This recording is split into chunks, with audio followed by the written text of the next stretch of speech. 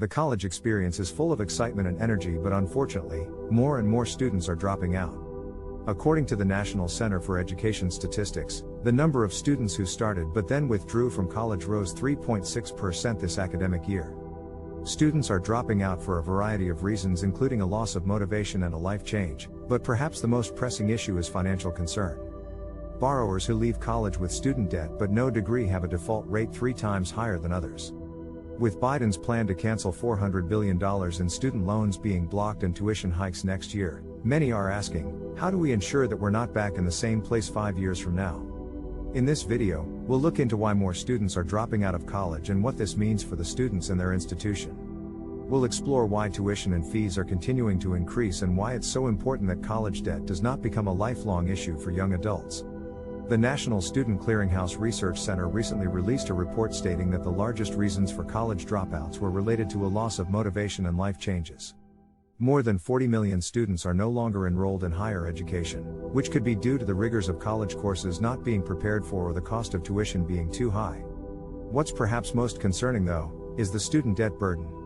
The default rate among borrowers who leave college with debt but no degree is 3 times higher than those who have a diploma. Once again, the financial costs of tuition are becoming an increasing issue for students. More and more are taking out incredibly large loans with no real path to repayment and no degree to show for it.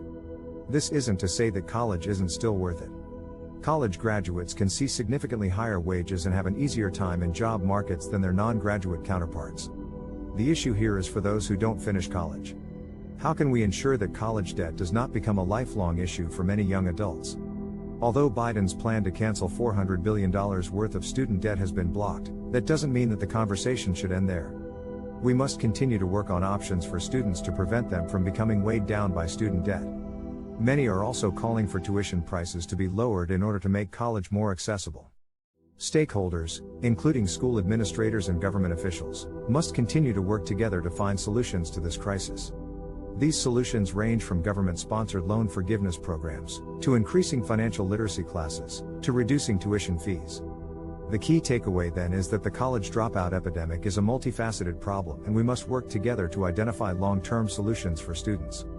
College debt should not be a lifelong issue, and students must be given the support and resources needed to succeed and graduate with little to no debt.